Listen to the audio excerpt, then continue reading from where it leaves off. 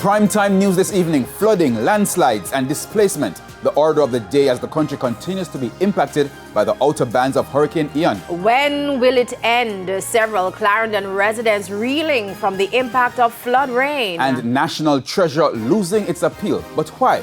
Good evening and welcome to Primetime News. We're on air and online at onespotmedia.com. I'm Herman Green. And I'm Janella Precious with a preview of what's to come in the business day. Here's Javon Keys. Thanks, Janella. The government is looking to make it easier for small farmers to be regularized in the cannabis industry. I'll have the details later on. All right, thanks, Javon. And from Javon, we go to Jordan. Jordan, what's coming up in sports?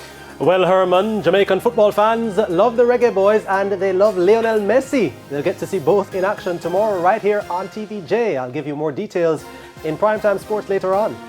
There's also sports commentary, E-Prime and weather in this newscast. But before the break, the feedback question. This evening we're asking, in what ways have you been impacted by the ongoing rain? You can share comments online, facebook.com/television Jamaica and tweet us at televisionjam1.